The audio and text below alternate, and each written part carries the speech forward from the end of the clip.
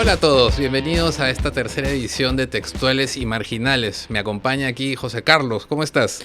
Bien, hay que recordar que el segundo programa, que fue bastante visto, y lo agradecemos desde luego, trató sobre la memoria en los tiempos del Fujimorismo. Ya tenemos 2 semanas de Keiko, Ah, sí, sí. ¿no? Yo también quiero agradecer primero a José Alejandro Godoy y a Joseph Dager por haber estado en ese programa que en realidad tuvo bastante llegada, y también a todas las personas que nos comentaron y que nos escribieron y que nos han motivado a tener un tercero y seguir por más, ¿no?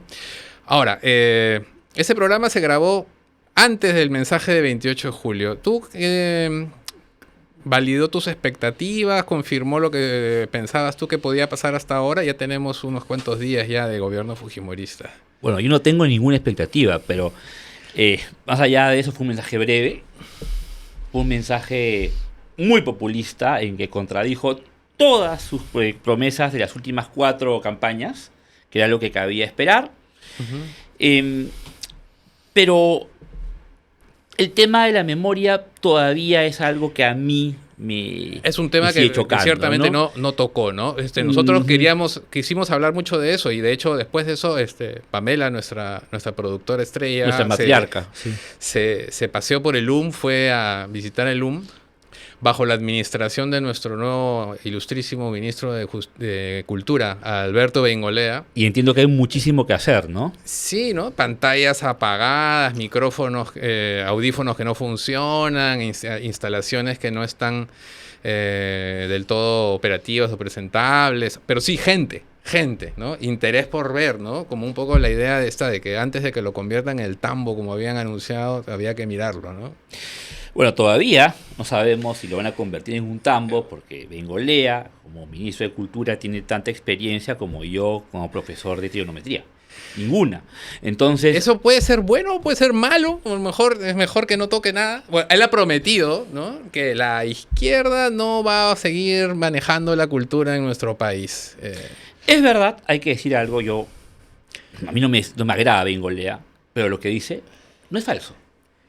Eh, es cierto que había un sector político con un gran sesgo que ha manejado la cultura institucional en este país y que muchas veces lo ha hecho a su conveniencia.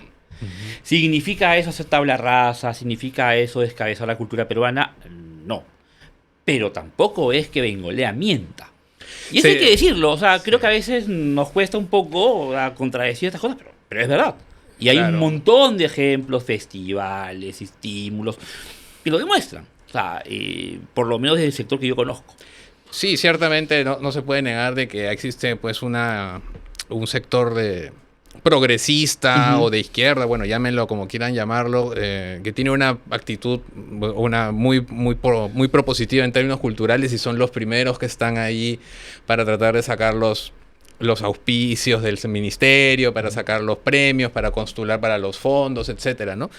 Ahora, yo lo que digo es, ok, bacán, lo que tú dices está en lo correcto, pero bueno, que la derecha, que la cultura de la derecha también haga su parecer, que dónde están las Si, propuestas si la culturales cultura de la de la derecha son derecha. libros como el de Pancho de Pierola, entonces Eso. seguiremos apoyando el progresismo. O sea, y justamente yo estaba pensando después de que terminó ese programa de qué queríamos hablar de esto. Este es un programa básicamente también de crítica cultural, ¿no? Entonces Ujú. estábamos en duda entre ¿qué comentamos? ¿Comentamos Mi gallo es el chancho?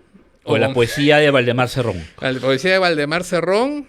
¿O nos vamos a lo clásico y comentamos cine, hablamos del Festival de Cine, de la Odisea, del final de la FIL? Eh, Pucha, sí, pues lamentablemente creo que De Piero la va a esperar otro momento, ¿no? Hablaremos de A mí me gustaría traerlo y me gustaría hablar con él. A mí me parece que es un tipo que representa algo. Es que es cierto, o sea, sí representa algo, representa una derecha que no desprecia lo cultural, sino que cree que lo que hace está al nivel de algo que puede llamarse arte y que puede llamarse cultura, y que evidentemente no es. ¿no? Y además la cultura le interesa un montón. O Todo sea, el tiempo separan, todo el tiempo, si de algo si hay algo que repiten, casi como caviar, es batalla cultural, hay que dar la batalla cultural, no nos pueden ganar los Bueno, con esos caviares, la batalla soldados, cultural. la batalla cultural de hecho está perdida. Efectivamente, sí, sí, sí, O sea, esos si lo son... que van a ofrecer es Cantuta, la película, y Miguel es el chancho, la izquierda puede estar tranquila. Eso está clarísimo. No hay más que eso. Con esos gladiadores no puedes ir a la guerra, llegamos ¿no? lejos. No. Ahora, lo de Valdemar Cerrón me hace recordar una frase de Ezra Pound, el gran poeta norteamericano, que decía que todos tienen derecho a escribir poesía, pero que no todos deberían publicarla, ¿no? Menos con los 26.000 soles que ha costado el chiste, ¿no? Que es nuestra plata. Y yo creo que ahí también hay una excrescencia cultural de la izquierda que tampoco podemos negar, ¿no? Que tampoco podemos soslayar. Sí, pero ya creo que, digamos, hay un componente de corrupción ahí que creo que trasciende lo cultural en ese tipo de publicaciones, ¿no? O sea, digamos, gastarte 20... O sea, a ver, dime cuántos poetas realmente de primera línea en el Perú necesitan 26.000 soles para publicar un poemario. Es como el Premio Nacional, es lo que es el monto del Premio Nacional más o menos, ¿no? Sí. Y lo mismo con lo de Piérola, ¿no? O sea, atención a todos los ghostwriters del país, ¿no? O sea, la nueva tarifa es $6.400. Por 40 páginas. Por 40 páginas, es un regalo. Sí, pues, y además ¿no? las 40 páginas que están escritas... Mira, yo como profesor de secundaria, yo he visto trabajos en segundo de media bastante mejor escritos, ¿ah? Y bastante más ingeniosos. Bueno, pero queda entonces hecha de parte tuya. Yo ahí sí saco cuerpo. La invitación a Pancho de Piérola, que sea bienvenido entonces a discutir aquí con nosotros, a conversar. Y a Valdemar Cerrón también, si quiere. A Valdemar Cerrón también. O a los dos juntos, sería simpático. Ponemos a los dos. Es muy probable. Pero sí, claro, uno de cada lado de la mesa, porque si los ponemos al costado, no sé qué puede pasar ahí. No, pero lo del LUM sí a mí me preocupa. Se habla mucho del LUM, que hay que defender el LUM. Y la visita que ha hecho Pamela, pues, nos muestra que hay un descuido formal que yo imagino que también se extiende a otros descuidos dentro de esta institución. Bueno, ¿no? mira, mientras no hayan un pabellón dedicado a Yola, yo creo que todo bien. Yo creo que ahí estaríamos bastante bien. Sí. ¿No? Pero bueno, vamos a hablar de cultura de verdad en esta ocasión. Así es. Vamos a hablar de la Odisea. Y que también es hablar de una manera distinta de la batalla cultural, ¿no? Porque finalmente yo creo que pocas películas han sido tan mentadas para bien y para mal. Para bien y para mal, ¿no? En los últimos tiempos, ¿no? Antes incluso del estreno, ciertos sectores se quejaron del casting, por ejemplo, ¿no? Y luego también aparecieron estos defensores de la poesía homérica clásica, ¿no? Estos expertos, estos clasicistas griegos que empezaron a deconstruir y darle vuelta al producto, ¿no? Para dejarnos claro que ellos han leído la Odisea mejor que nadie, ¿no? Pero ambas críticas, ya lo hablaremos luego, son, en mi opinión, estúpidas, ¿no? La primera es darle un tono, una forma definida e inequívoca a personajes míticos de ficción. Es el viejo problema de la sirenita, ¿no? La sirenita afroamericana, ¿no? No, a Hans Christian Andersen, a Rubio. No entiendo cuál es el asunto. Entiendo sí, y a veces también me pasa, que es irritante lo políticamente correcto, lo forzadamente inclusivo, sí. Pero extender eso a todas las decisiones de casting que pueden existir, claro, cuando lo importante es que el actor tenga pues el valor profesional para asumir un papel. Así es. Y lo otro que es la adaptación. Me parece que creer que este tipo de películas tienen que ser fieles retratos de poema homérico, que además tiene versiones. Eso es justamente absurdo, a eso ¿no? quería ir, ¿no? Que tú lo debes manejar mucho mejor que yo, pero digamos, la Odisea original nadie sabe realmente cómo fue, ¿no? O sea, desde las primeras versiones de las que se tiene noticia, que creo que datan del 700 DC, que son las primeras cosas que se han rescatado, ya en ese momento seguramente ha habido adaptaciones. O sea, ¿cómo podemos estar seguros de que realmente las primeras versiones, las versiones más clásicas de la Odisea, son las que realmente reflejan lo que Homero quiso en sus cantos? No, Y en todo caso, una de las cosas que a mí más me gustan de la película, yo no soy fan de Nolan, lo reconozco, pero la película me parece que tiene un valor. No es tan buena como Oppenheimer, no es tan regular como Oppenheimer, pero sí me parece que el poema homérico que ha llegado a nosotros es un poema abigarrado, es un poema difícil de estructurar, y él lo ha hecho hasta cierto punto. vamos de a una parar buena un manera. ratito porque vamos a seguir hablando de esto con invitados. Ya, ¿no? muy Tenemos traído 2 invitados que creo que nos van a ilustrar más sobre esto todavía y volvemos en un segundo con ellos. Muy bien. Bueno, aquí tenemos con nosotros a 2 invitados de lujo para hablar de la Odisea. El primero es Ricardo Bedoya, que creo que no necesita demasiada presentación para la gente que sabe de cine en el Perú, pero hay que presentarlo igual. Abogado, Preséntalo profesor igual, por favor. universitario, crítico de cine, guionista, youtuber. Acá dice considerado, pero es el Guionista guionista. eventual, ¿Tuviste accidental. alguna vez? Una vez. Sí. Y no estuvo mal, ¿ah? Pero en fin, el tema es considerado el mayor conocedor de cine peruano. Tiene diccionarios, manuales, enciclopedias, tesauros sobre todo este tema. Exageración. No es exageración, tiene como 30 libros. Y algunos de ellos realmente muy buenos. Y Catherine Subirana, vieja amiga. Gracias por lo de vieja, sobre todo, ¿no? Pero es especializada en cultura, en varios medios, comercio, etcétera. Bueno, Que además ha está trabajado ahora mucho tiempo. en su Disneylandia del Festival de Cine, Así ¿no? está Exactamente. en su salsa. Vamos a hablar un poco de esta película que, a diferencia de otras de Nolan, ha llegado con suma controversia. Tiene encarnizados críticos y tiene rendidos admiradores. Yo quisiera que ustedes, antes que nada, nos dieran una breve impresión personal de la película para poder comenzar a hablar de ella. No, primero Ricardo, siempre. No. Bueno, yo creo que el debate es por Homero, ¿no? Homero tiene la culpa de todo esto, ¿no? Porque si fuera alguna otra adaptación, no hubiera tenido en fin, el laberinto que se ha creado, sobre todo en las redes sociales, ¿no? Y también en artículos periodísticos, algunos, ¿no? A ver, claro, acá viene el problema, de no considerar lo que la película es, ¿no? De pensar que una adaptación tiene que ser fiel, que tiene que ser de alguna manera vinculada o muy ligada a la literalidad, ¿no? Y eso, la verdad es que es una cosa de los años 40, ¿no? Pensar que la fidelidad de una película... Es un mérito, ¿no? Pero Es un además, mérito. ¿fiel a qué en este caso? Porque estamos Así es. hablando de cuántas Fiel a qué. versiones y Así cuántas es. posibilidades. No, pero independientemente de eso, ¿no? Porque ¿Cuántas fiel a qué, traducciones? fiel a la letra, ¿no? Bueno, una película tiene sus propios procedimientos narrativos, entonces, por consecuencia, no puede ser fiel a la letra de nada, ¿no? Menos un poema, ¿no? Y menos, claro, ¿no? Y menos un poema que, como además tú dices, ha tenido versiones a lo largo de los siglos, ¿no? Lo que ha llegado a nosotros no es la No es. realidad, ¿no? Claro. Algunos dicen, no, tiene que ser fiel al espíritu. ¿A cuál espíritu? ¿No? El espíritu no es algo que está grabado en piedra, que está inscrito ahí en la obra original. El espíritu, en todo caso, los creas tú con tu visión, con tu perspectiva. Y eso tiene que ver con qué, con el tiempo, en fin, con la formación de cada quien, ¿qué es lo que hace Nolan? Y el espíritu también es el espíritu de la época, ¿no? O sea, el espíritu de la época, historia un se espíritu cuenta en... histórico, un espíritu... El espíritu de la época James actual Joyce- también. James Joyce no lo llevó a Dublín, ¿no? Y lo hizo pasear por ahí, ¿no? Y Dante no lo puso en un círculo.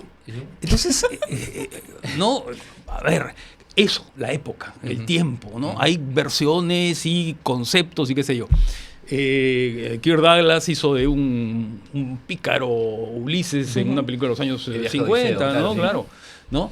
Y Armand Eh, Assante en otra de los 80, 90. Armand Assante, claro, Que la película esa que también me produjo gustó. Coppola, ¿no? En fin, eso es. Mira, hay un autor que se llama Robert Stam. Robert Stam ha estudiado mucho este asunto de las adaptaciones, es un especialista en este asunto, ¿no?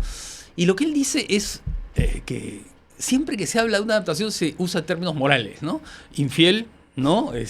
Traición, ¿no? Pero en realidad lo que importa en una adaptación, y estoy perfectamente de acuerdo con él, es la capacidad que tiene para dialogar, ¿no? Para dialogar con el texto, para dialogar con el público, para dialogar con la época, para dialogar con la obra del propio autor, con la sensibilidad del autor, con su manera de pensar. Y creo que Nolan lo que hace es eso. Pero además hay que situarla, porque no solamente aquí es una película de Nolan, ¿no? Sino que también es un blockbuster. Claro. O sea, eso es absolutamente clave para poder entender muchas cosas. Es decir, es una película que está concebida, pensada para romper taquillas. Como espectáculo. Como espectáculo. Lo ¿no? cual ya es una decisión medio arriesgada hasta cierto punto, ¿no? Porque ¿quién agarra pues un clásico homérico en el año 2026 y lo quiere convertir en un blockbuster, ¿no? Sí, sí, Pero claro. Nolan quiere convertir en un blockbuster todo lo que hace. Todo ¿no? lo que hace. O sea, Es como Kubrick. Y lo logra. ¿No? Eso es el mérito también, Claro. ¿o no? Hay un mérito ahí, ¿o no? Sí, por supuesto. A ver, porque siendo un blockbuster no es una película de superhéroe, pues. Es decir, no tiene ni el ritmo, no tiene ni en fin, ni Pero a tiene, ver, las pero tiene un superhéroe características. adentro. Claro, puede tener un Dos. héroe, ¿no? Pero es un héroe triste, ¿no? No, me refiero a Robert Pattinson y Tom Holland. Bueno, pues. sí, claro, bueno, claro. No, y Zendaya, ¿no? Y Zendaya, claro. Que son estrellas, ¿no? Ujú. Y entonces, claro, hay que verlo de esa manera, creo yo, ¿no? Hay que verlo, además, con los intereses de Nolan. ¿Qué cosa ha hecho Nolan a lo largo de su carrera? No hace un héroe conflictivo, culposo, ¿no? Herido, ¿no? Batman, que está ahí pensando si lo que hace es justo o no es justo, si es un fascista en Ciudad Gótica o no lo es, ¿no? O Héroes que, Oppenheimer, ¿no? héroes que dudan. No, Siempre. Claro, está todo el tiempo en las películas, ¿no? A diferencia del, por ejemplo, el Batman de Tim Burton, ¿no? Que es más carnavalesco, Ujú. y los que dudan en las películas de Tim Burton son más bien los villanos. Sí. ¿no? Que son más ricos que los Que son más el ricos Batman, que el sí. Batman Sí, mismo, sí. ¿no? O sea, el Pingüino, Gatúbela, sí, que son, ¿no? Entonces, a ver, pedirle a la adaptación de Nolan, ¿no? Esta fidelidad, no sé qué se pide, ¿no? En realidad no logro entender qué puedes pedir de eso, ¿no? O qué expectativas te puedes hacer ante esto. A mí me parece interesante, disculpa que te corte, el debate que se ha armado entre No, no los te fundamentalistas. disculpes. No, vale. ¿no? Claro. Entre los fundamentalistas de la adaptación fiel a la obra y los fundamentalistas de Nolan, ¿no? O sea, los Nolan lovers, como les puedo decir. Porque yo concuerdo mucho contigo en lo que dices, porque al final una adaptación, creo que nos olvidamos lo que significa adaptación, ¿no? O sea, no es algo literal, puedes tener 80 enfoques distintos para adaptar la Odisea. ¿Qué pasa si yo mañana, no sé, me gano la tinca y quiero hacer la Odisea desde el punto de vista de Penélope? Puedo adaptar Genial, ¿no? ciertas cosas y no quiere decir que tengo que copiar al pie de la letra lo que dice Ah, tal o cual traducción. Katy, ¿no? tú desde tu punto de vista de mujer, y además de mujer feminista. Y la ¿no? primera mujer invitada a este Y podcast. la primera Yes. mujer invitada a este podcast. Tampoco tenemos Programa tantas histórico. ediciones. Estamos marcando un hito más. Pero dijeron machistas. Eh, Ese programa. ¿Qué opinas sobre, por ejemplo, estas críticas que hay respecto a cómo los papeles de las... O sea, cómo los papeles de las mujeres de la Odisea, de Penélope, de Calipso, de Circe, por ejemplo, están representados y que dicen que básicamente Nolan invisibilizó o minimizó el papel de las mujeres? ¿Tú coincides con esa crítica, por ejemplo? Yo creo que esa crítica nace también de una cosa que tiene que ver, creo, con el marketing, ¿no? La película desde el principio se planteó como una película más inclusiva, donde las mujeres iban a tener más protagonismo, que se había basado en una traducción hecha por una mujer, no sé qué. Entonces yo creo que empezó diciendo voy a hacer una cosa que en realidad no es, ¿no? Porque... ¿Quién dijo eso? ¿Se supuso eso? ¿O No se supuso. Empezaron a hacer en las notas de prensa, en los reportes previos que habían, decían, Nolan se está basando en una edición, en la última En la traducción. de Emily Wilson. La única Adelante. traducción hecha por una mujer. Es más, había algunas páginas, algunas cuentas que te decían, en tal traducción decía tal cosa, en tal traducción dice tal otra, te ponía cuáles eran las diferencias y se supone que las mujeres quedaban mejor paradas en la traducción me acabo de olvidar el nombre de la traductora. Emily Wilson me parece que es. Sí, Ok. Emily Wilson. Entonces, claro, tú estás vendiendo una expectativa, ¿no? Y cuando ves la película, es cierto que más allá de algunas frases, de algunas posturas, de algunas escenas que a mí me gustaron mucho, no sé, la escena de Circe convirtiéndolos en cerdos, no Que es es- spoiler, hay 3000 años de historia Sí, acá, sí, sí. ¿no? Entonces... No se puede spoilear una historia que tiene tantos años. Exacto. Sí, ya. Entonces no me es como parece que- Game of Thrones, no es House of the Dragon que terminó hace 4 días. Entonces me parece que eso generó una expectativa que no ha cumplido para muchos, ¿no? Y sí hay cambios en el desarrollo de algunos personajes que no sé si le restan importancia al papel de las mujeres, pero insisto, yo creo que son decisiones del director, que son decisiones de una adaptación. O sea, a ti, por ejemplo, Zendaya te pareció un desastre, básicamente, en ese sentido. O sea, la participación... Más que un desastre me parece un papel desperdiciado porque una cosa que echo de menos en la Odisea, que le he leído más de una vez, no la última adaptación, pero sí la he leído más de una vez, lo que yo echo de menos es la relación con los dioses. O sea, una relación más directa, porque en el poema, en el texto, tienen un mayor protagonismo. No solamente aparecen sonriendo, o no son entidades de las que se hablan un momento y no dicen nada. O sea, en el texto hay más presencia de los dioses. Entonces Zendaya, como Atenea, aparece sonriendo, poniendo cara de angustia, llorando, pero, o sea, no dice nada, ¿no? Entonces, más allá de que sea mujer y que sea una mujer cuyo papel se ha desperdiciado, me parece también que... desde mi punto de vista como lectora de la Odisea, hubiera preferido que se mantenga ese espíritu de mayor conexión con los dioses, ¿no? De que tengan un mayor protagonismo en el desarrollo de la historia. Pero vamos, también es subjetivo, es completamente subjetivo, ¿no? Yo lo prefiero así. Es una decisión del director o de cualquier persona que la lleve a la pantalla hacerlo de esa u otra manera. Una de las críticas que ha tenido esta película es justamente el pretendido wokismo que existe en ella. La elección del casting, ciertas decisiones... Que por qué no está Brad Pitt y está Elliot Page, por ejemplo. Por ejemplo. ¿Cómo ves eso tú? La verdad que no me importa. Yo creo que la elección de actores y actrices, dependen de su eficiencia, de su capacidad para hacer determinados papeles y de lo que piensa el director de ellos, ¿no? El que esté, no sé, pues, Elliot Page, ¿no?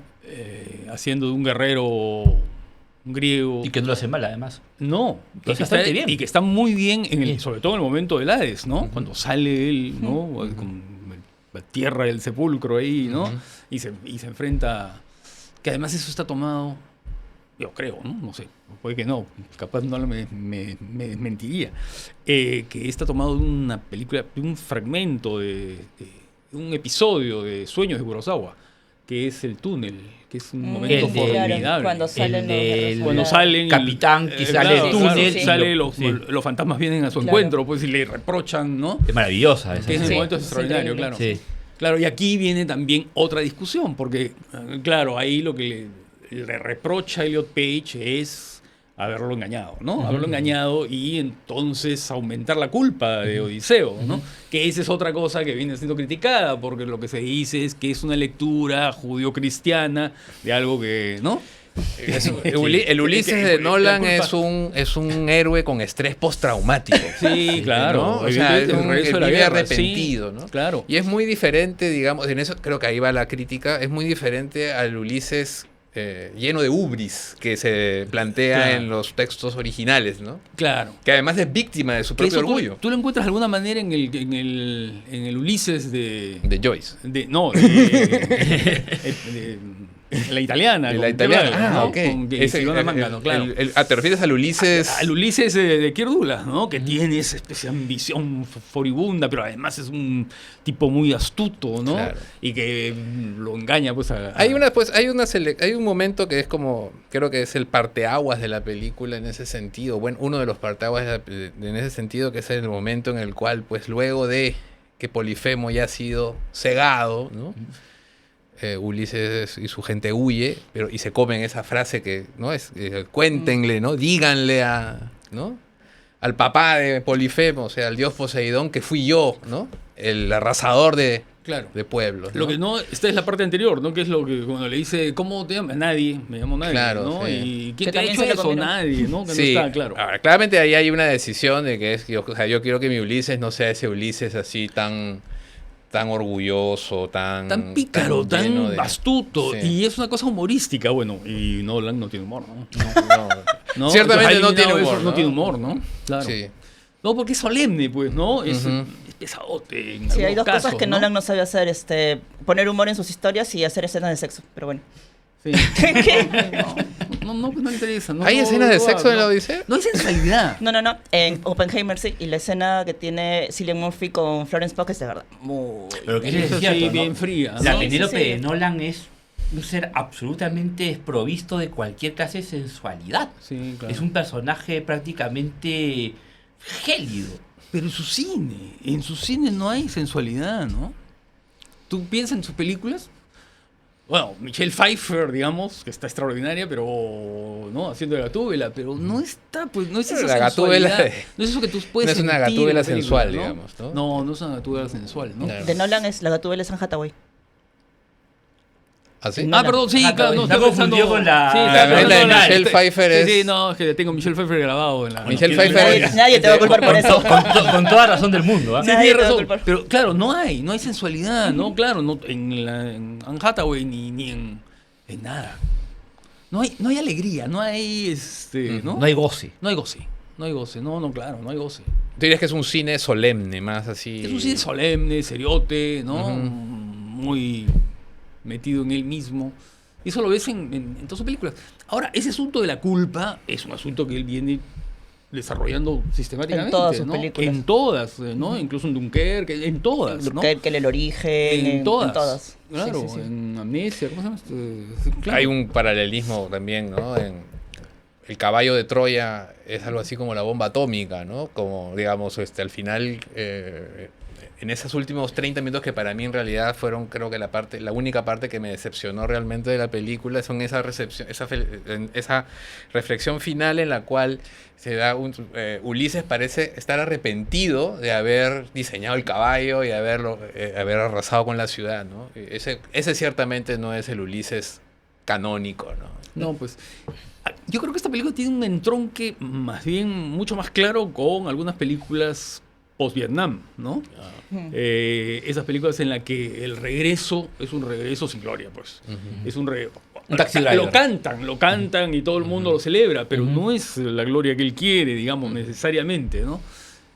Como tantas películas, ¿no? Como, no sé, la película que hizo Carol Rice con Nick Nolte, que es... no me acuerdo cómo se llama. Pero en fin, esa o tantas otras, ¿no? Regreso sin gloria, la película de Halachby, ¿no? Está mucho más vinculada con esa sensibilidad, ¿no? Pero es esa culpa la que salva al personaje. He escuchado muchas críticas que dicen prácticamente que la Odisea es los Avengers con Peplum, pues, ¿no? Pero yo creo que el personaje, esta culpa, esta herida emocional, lo salva de los personajes convencionales de este tipo de películas. Claro. Que son frágiles, que tienen traumas, pero aquí está mucho más enraizado y es la motivación general de la película. Claro. Y ese es lo que lo hace singular siendo un blockbuster. ¿No es cierto? Porque el blockbuster, claro, es la película masiva que va de alguna manera a complacer. Esta película, siendo un blockbuster, y además ya lo confirmó, ¿no es cierto? Porque ya hizo más de $1.000 millones en el mundo, ¿no? Se aleja, pues, porque no tiene las características propias del blockbuster, ¿no? Hay espectáculos, sí, pero es un espectáculo que no tiene efectos digitales, ¿no? Es No verdad. tiene efectos analógicos. Es más que creo que incluso se niega de manera explícita a tenerlos. La parte de Samantha Morton, Claro, Circe, claro. convierte a los cerdos. Pudo haberse hecho Esa parte es maravillosa. a la IA, ¿no?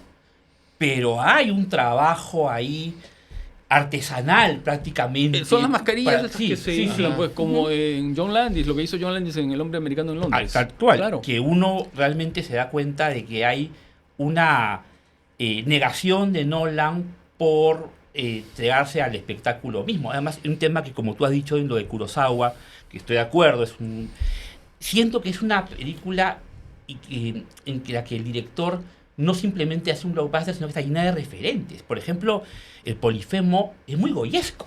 Sí, Es claro, un Polifemo sí. que a mí me recuerda elaborando al exacto, Júpiter, a ¿no? Cronos, vamos a decir, o sea, A Cronos, Campeán lo sí, dije, claro, sí. tal referencia. Los cascos son una autorreferencia a veces que me recuerda a lo de Batman. ¿No? O sea, Sí, es sí, un cine claro. que aspira no solamente al espectáculo, sino también a una hondura, ciertamente a una solemnidad también, pero no es una solemnidad vacía. No, claro, no, porque está muy integrada y tiene mucha vinculación con la situación del personaje, ¿no? Ahora, y esto va a sonar quizás un poco contradictorio, porque llevamos 25 minutos creo hablando de esto, pero ya no estamos sobreanalizando demasiado una película que quizás no tenía tantas pretensiones como se Ay, han decir planteado. que Nolan no es pretencioso es mentira. Perdón.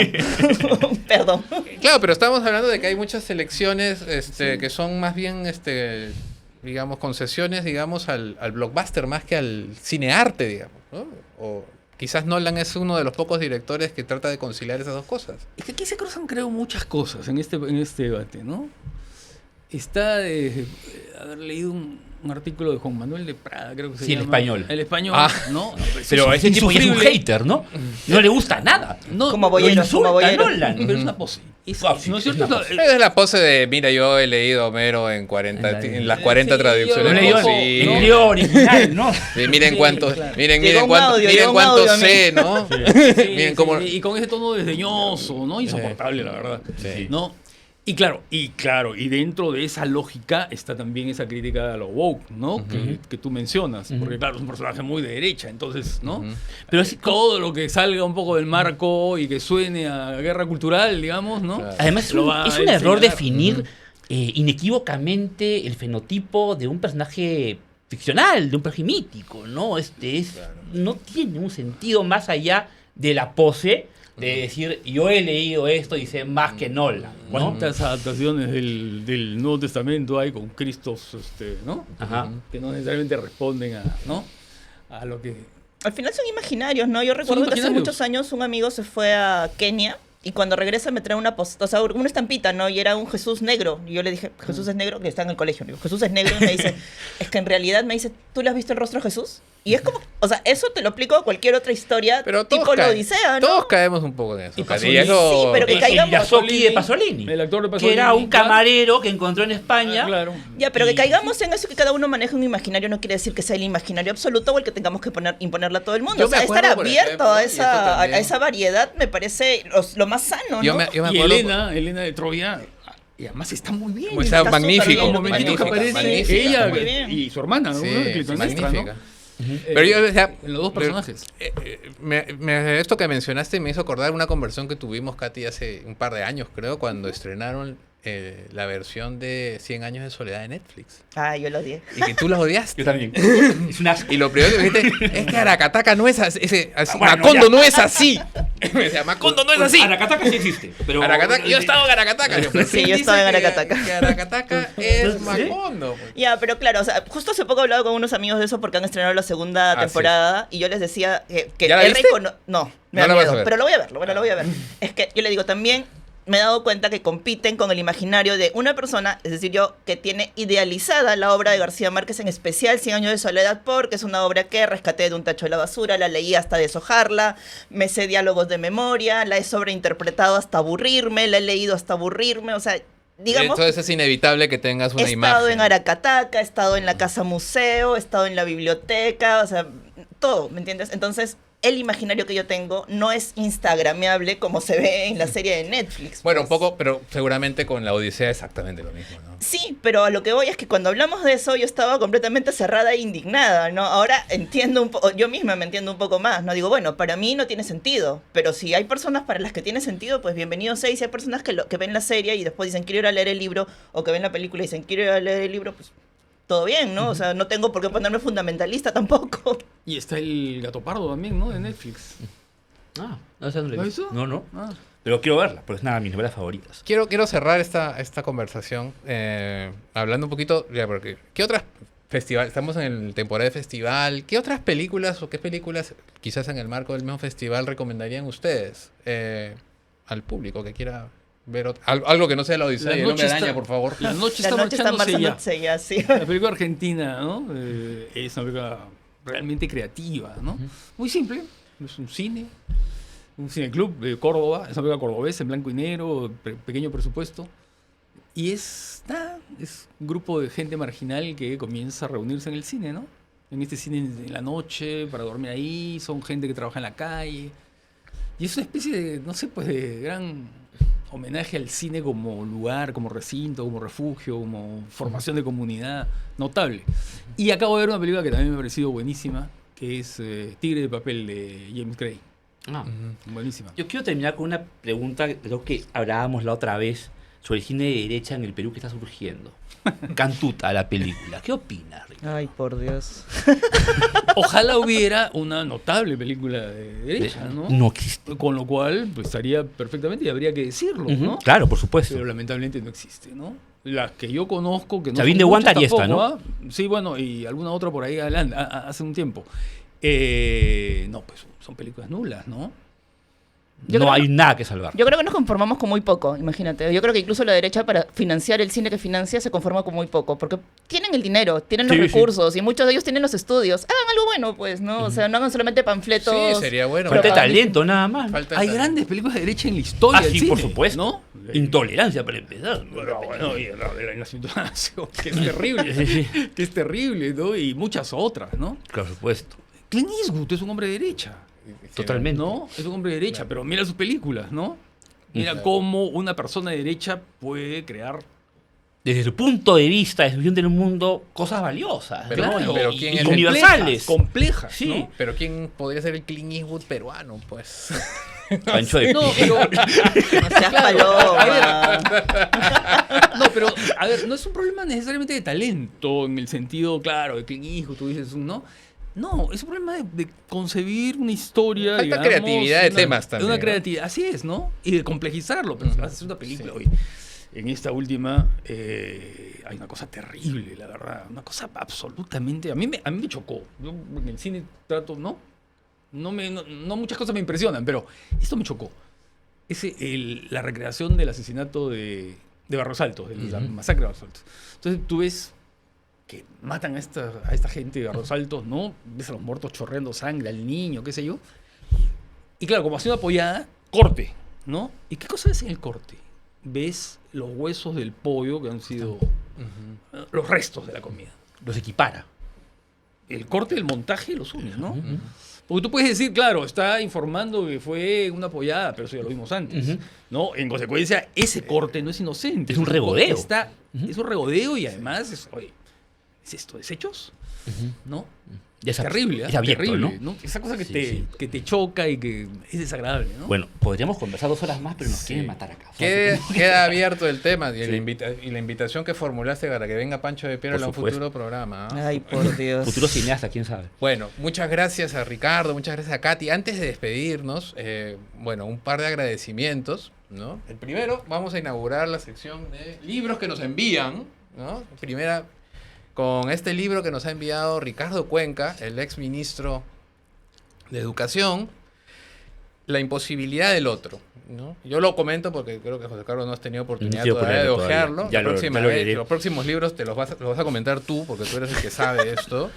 Pero este Gran es título ese un libro. Sí. simpático tratado sobre, digamos, sobre el ninguneo, sobre el basureo, la invisibilidad, pero a partir de la experiencia propia que tuvo Cuenca como ministro de Educación, tratando de sacar la ley orgánica de organización y funciones del ministerio, o sea, conectando un poco de todo esto de cómo se puede hacer política, ¿no? Tratando de reconocer a los demás. Yo creo que podría ser un interesante diálogo con otro libro reciente que ha sacado Juan Carlos Ubillús, que también tiene que ver con el mismo, más o menos con el mismo tema, que se llama, si no me equivoco, Sin odiar al enemigo, ¿no? Pero bueno, si alguien quiere conocer un poco cómo es el entretelón de cómo se negocia la aprobación de una ley en el Congreso, sobre todo en estos congresos actuales, este libro puede ser un interesante testimonio. Muchas gracias y síganos enviando. También acuérdense, su marca puede estar aquí, puede estar ahí. No tenemos yape, creo, ¿no? No, pero tenemos dignidad. Pueden seguirnos en redes sociales, ¿no? Sigan los clips y comenten, aliéntenos y volvemos dentro de unos días con la cuarta. Muchas gracias por todo. Chao, Chao. muchas gracias. Gracias.